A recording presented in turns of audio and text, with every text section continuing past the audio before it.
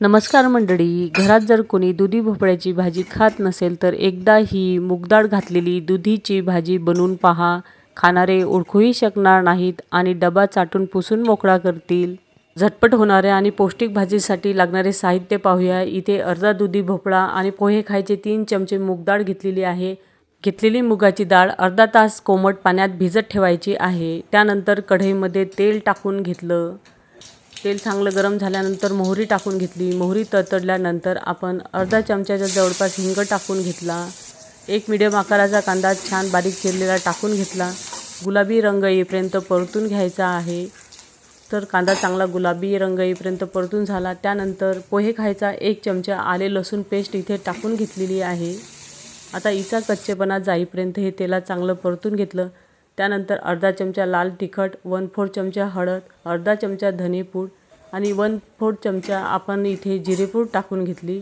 तर जिरेपूड टाकणे हे पूर्णपणे ऑप्शनल आहे.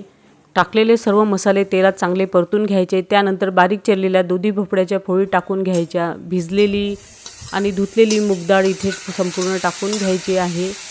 त्यानंतर चवीनुसार इथे मीठ टाकून घ्यायचं. तर अर्धा चमचा मी मीठ टाकून घेतलं. आता टाकलेलं सर्व साहित्य चांगले एकजीव करून घ्यायचं आहे. आता हे भाजीमधलं सर्व साहित्य चमच्याने चांगलं एकजीव केलं. गॅसची फ्लेम मंद करायची. या भाजीवर झाकण ठेवायचं. झाकणावर थोडंसं पाणी टाकून घ्यायचं आहे. चांगलं गोडं पाणीच टाकून घ्यायचं. लागलं तर हेच पाणी आपण भाजीसाठी वापरू शकतो. आता मंद आचेवर ही भाजी 3 ते 4 मिनिट शिजून घ्यायची आहे. तर इथे 4 मिनिट पूर्ण झाले. ही भाजी चमच्याने हलवून पाहू. तर भोपळ्याला जास्त पाणी सुटलं नाही. पाणी जर जास्त सुटलं असेल तर वरचं पाणी घालायचं काम नाही. पण या भोपळ्याच्या भाजीला पाणी सुटले नाही. त्यामुळे आपण ताटामधलेच भाजीचा 1 चमचा पाणी टाकून घेतलेले आहे. चमच्याने हे चांगलं एकत्र करायचं आणि परत झाकण ठेवून ही भाजी आपल्याला 3 ते 4 मिनिट शिजून घ्यायची आहे.